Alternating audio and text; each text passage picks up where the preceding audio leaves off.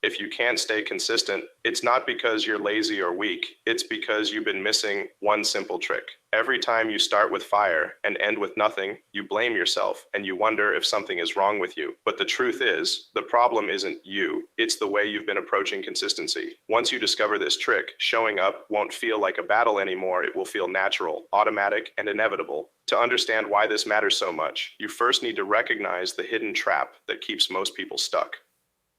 The trap of inconsistency. You've felt this before.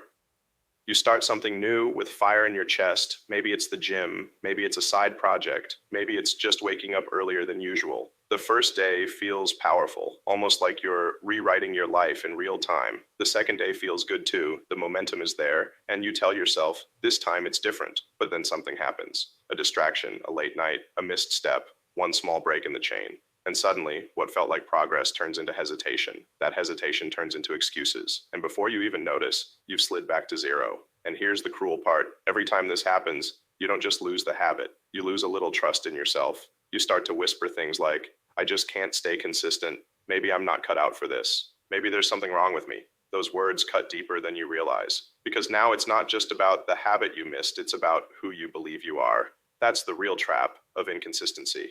It isn't only the wasted time or the abandoned goals. It's the way inconsistency slowly eats away at your identity, one broken promise at a time, one false start after another. And the more times it happens, the heavier it gets, until you stop even trying, because deep down, you've already labeled yourself as someone who can't follow through. Think about it. How many times have you told yourself, this year I'll get in shape, this month I'll finally start that project, this week I'll wake up early, you'll read more, you'll write daily, and then after a few days or weeks, you stop, the notebook is blank, the gym shoes gather dust, the idea you were so excited about is buried under a pile of unfinished attempts. That hurts. Not just because of the lost progress, but because of the quiet shame that follows you everywhere. You start to carry the weight of every broken habit like a backpack of failure. And even when you start again, that voice in your head whispers, sure, but how long will it last this time? But here's what almost no one tells you. Inconsistency isn't proof that you're lazy. It isn't proof that you're weak. It's proof that the way you've been approaching consistency is broken. You've been told to rely on discipline. You've been told to just push harder. You've been told to wait for motivation and to act when you feel inspired. And that advice is exactly what keeps you locked inside the loop. Because think about it. How long can you really depend on raw willpower before it burns out? How long can you wait for motivation before it disappears again? That's why you feel trapped.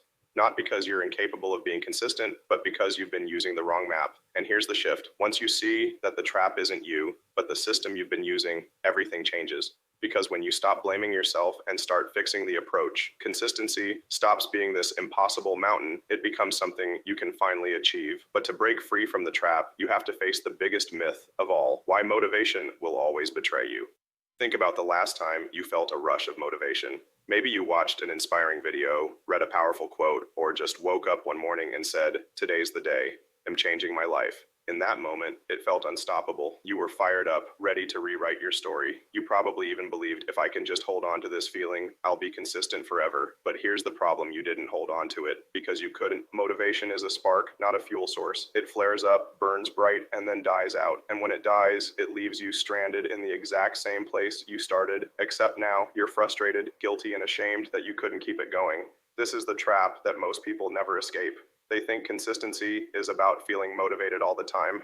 They chase that feeling, they ride the wave when it's there, and when the wave crashes, they crash with it. That's why people live their lives in cycles of sprints and stalls, excitement, action, burnout, over and over again. And here's the dangerous part. Every time you lose motivation, you blame yourself. You think, I just don't want it badly enough. Maybe I don't care as much as I thought I did. But that's not true. You do care. You do want it. The problem isn't your desire. The problem is your dependence. You've been trained to depend on motivation like it's oxygen. But motivation was never designed to carry you through the hard days. It was never meant to last. That's why you keep stopping and starting, why you keep breaking promises to yourself, why you keep wondering why consistency feels like quicksand. Motivation is emotional. It's fragile. It bends under pressure. And when life gets hard, when you're tired, when you're stressed, when you're distracted, motivation disappears. It leaves you empty-handed at the very moment you need it most. Think about it like this. Imagine building your entire house on top of a matchstick. Sure, it might hold for a second, second, but as soon as the wind blows, the whole thing collapses. That's what relying on motivation is like. It works until life gets real, and life always gets real. That's why people who depend on motivation never stay consistent, because the truth is, motivation was never the foundation. The people who win long term don't rely on feelings. They rely on something much deeper, something that doesn't disappear when life gets messy. So here's the shift. Consistency isn't built on motivation, it's built on identity. And once you stop chasing the feeling and start anchoring yourself to who you are, that's when consistency becomes automatic. That's the trick, the simple, overlooked trick that changes everything. Because once you see yourself differently, you don't need to beg for motivation anymore. You don't need to hype yourself up just to start. You just show up because it's who you are. And that's the key you've been missing. Motivation isn't the answer, identity is. But the question is, how do you actually make that shift? How do you go from someone who's always trying to someone who simply is consistent? The simple trick, identity before action. Here's the truth that changes everything. Consistency doesn't begin with action, it begins with identity. Most people get this backwards. They tell themselves, if I just keep doing the thing long enough, I'll finally become consistent. If I force myself to hit the gym every day, eventually I'll see myself as someone who works out. If I keep writing pages, eventually I'll see myself as a writer. But it rarely works that way, because when you start with action alone, you're constantly at war with how you see yourself. Every day feels like a struggle, and sooner or later, the old version of you pulls you back. Think about it. If deep down you still believe you're someone who struggles with habits, then every time you miss a workout, every time you skip a step, your brain says, see, that's who you really are. If you see yourself as someone who always quits, then the first time you fall off track, your brain whispers, I told you, this is just what you do. That's why you keep breaking the cycle, because you've been trying to build consistency on the wrong foundation. Here's the trick most people never realize. You don't build identity after action. You build action after identity. When you decide who you are first, the actions naturally follow. The friction disappears. You don't have to drag yourself out of bed or beg for motivation every morning. You show up because it feels wrong not to. Imagine two people trying to quit smoking. The first says, I'm trying to quit. The second says, I'm not a smoker. Do you feel the difference? The first person is leaning on effort. They're trying, hoping, fighting themselves every day. The second person is leaning on identity. They don't smoke.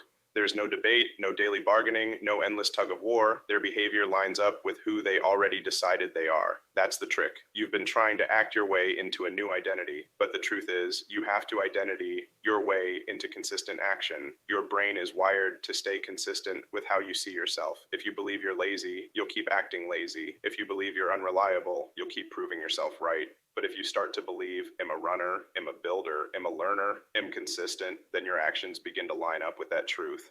This is the shift that makes consistency stick. You stop asking, what do I need to do? And start asking, who do I need to become? Once you decide who you are, the rest stops feeling like a battle, because now it's not about motivation or discipline. It's about staying in alignment with your identity. And every time you act on that identity, you strengthen it. Every workout you complete, every page you write, every healthy choice you make. These aren't just actions, they're votes. Votes for the kind of person you want to become. One by one, those votes add up until there's no debate left in your mind. Until consistency isn't something you're chasing, it's simply who you are. That's how real consistency is born, not from pushing harder, not from waiting to feel ready, but from becoming the kind of person who shows up automatically. Once you lock into that, everything changes. And this is where the power of consistency begins to multiply. Because when identity drives your actions, you don't need to take giant leaps. Small, steady steps become enough. And over time, those steps compound into transformation. That's the hidden force most people never tap into. It's called the compound effect, the compound power of small wins. The mistake most people make is thinking consistency has to look like massive effort. They believe that unless they grind for hours every single day, they're not really making progress. So they push hard, they overcommit, they sprint out of the gate, and then they burn out. And when they burn out, they quit. But here's the truth: consistency doesn't need massive effort. In fact, massive effort is usually the enemy. What truly builds transformation is not the intensity of your effort, but the repetition of your effort. Small, steady actions, 1 hour, 10 minutes, even 5 minutes. The size doesn't matter as much as the fact that you showed up again, because small actions don't stay small. They compound, they multiply. They stack on top of each other in ways you don't even notice until suddenly everything feels different. Think of it like a snowball rolling downhill. At first, it's just a handful of packed snow, but the more it rolls, the bigger it gets, and the faster it grows. That's what small, consistent actions do. Look at someone who works out daily. At first, maybe they only run half a mile. Not impressive.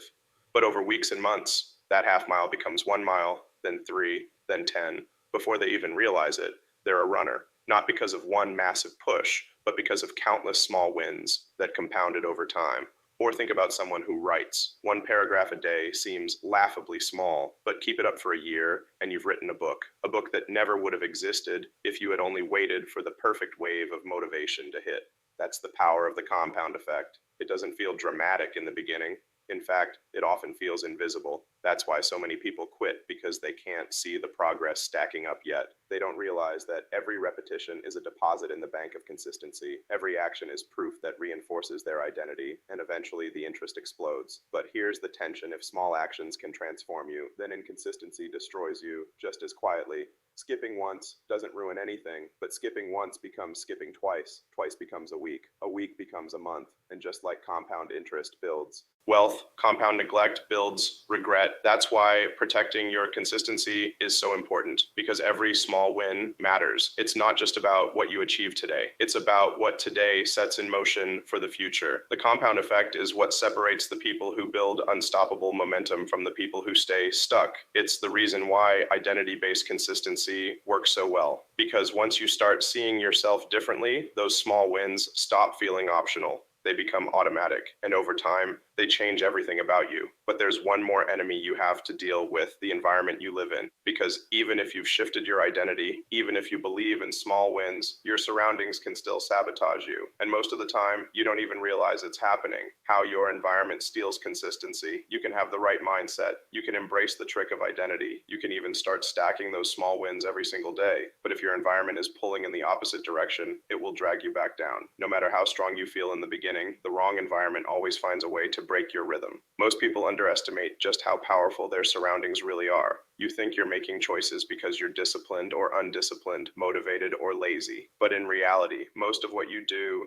is shaped by what's around you. If your phone is buzzing every few minutes, you will check it. If the first thing you see in the kitchen is a bag of chips, you will grab it. If your living space is messy and chaotic, your mind feels messy and chaotic too. And you know this is true because you've lived it. And here's the tension: you can't rely on willpower to fight your environment forever. Willpower is not infinite. It's like a muscle. You can flex it for a while, but eventually it gets tired. Maybe you can resist distractions for a day, maybe for a week. Maybe you can fight against your environment with raw discipline for a month, but eventually you will hit a wall. And when you do, the environment wins. That's why so many people confuse inconsistency with laziness. They think, why can't I just follow through? Why do I always lose focus? But what they don't realize is that their environment is silently programming them to fail. It's like trying to swim upstream while the current is dragging you the other way.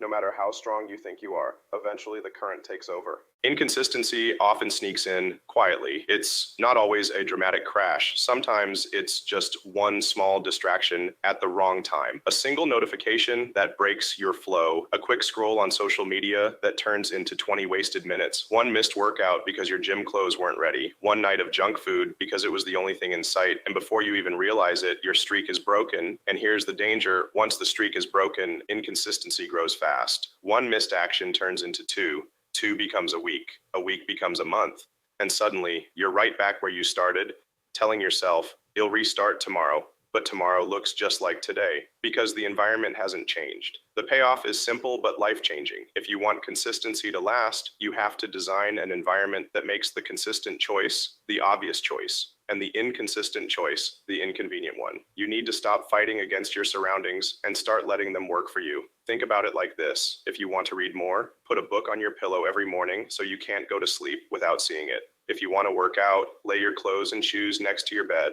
the night before so the first thing you see in the morning is a visual reminder.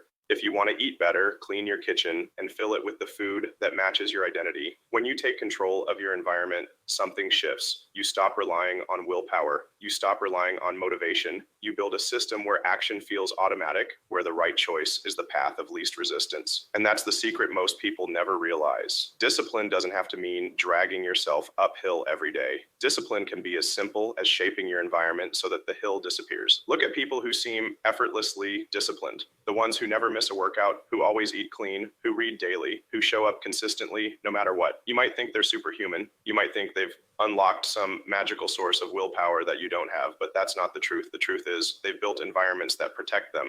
They've removed the friction. They've made it harder to fail than to succeed. And once you understand this, everything changes because suddenly consistency isn't a battle anymore. It isn't a question of, can I push through today? It becomes natural. It becomes automatic. You don't even think about it because your environment carries you forward. But here's where it gets even more powerful. When your identity and your environment finally line up, the results don't just add up, they multiply. Because every time you step into that environment, you're not just acting out of habit, you're reinforcing your identity.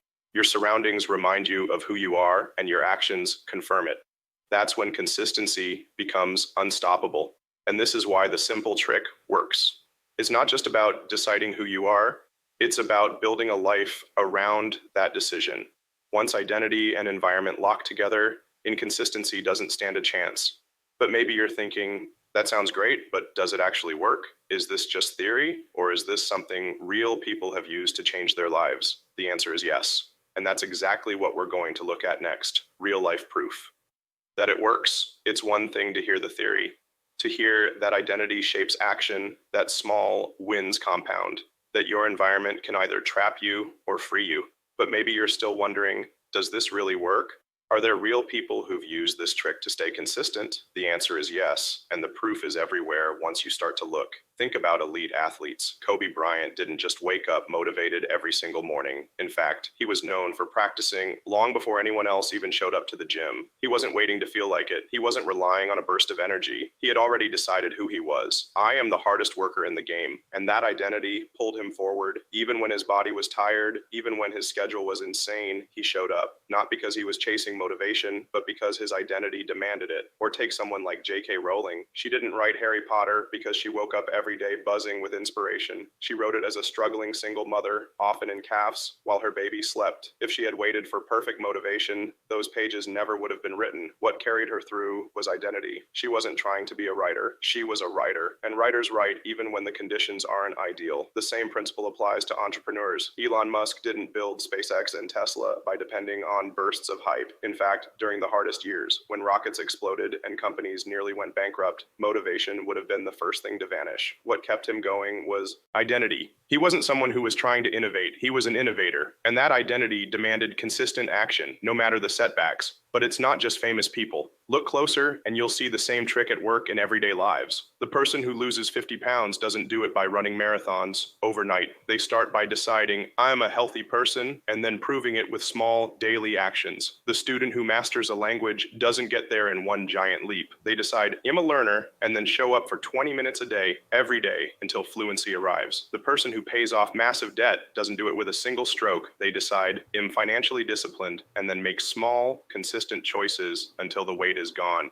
Here's the tension most people miss. Success stories often look glamorous when we only see the results. We see the championship trophies, the best-selling books, the billion-dollar companies, the incredible transformations. But underneath every single one of those wins is the same invisible pattern, identity-driven consistency. Small actions repeated long enough until they compound into something extraordinary. And here's the payoff. Once you realize that consistency isn't reserved for the special few, but is available to anyone who applies this trick, everything changes. You stop seeing consistency as this mysterious gift that some people are born with and others aren't. You start to see it as a skill built by choosing identity first, by protecting your environment, and by stacking small wins that compound. This is why the trick works. Not because it makes you superhuman, but because it makes you human in a different way. It aligns your brain, your surroundings, and your daily actions so you're no longer fighting uphill every day. You're no longer begging yourself to be motivated. You're no longer falling for the same trap of inconsistency. Instead, you're stepping into a proven path that people before you have already walked, a path that leads to real, lasting change. So the question becomes, how do you apply it? How do you stop waiting, stop restarting, stop sabotaging yourself, and finally lock into a rhythm that lasts? How you can apply it, starting today.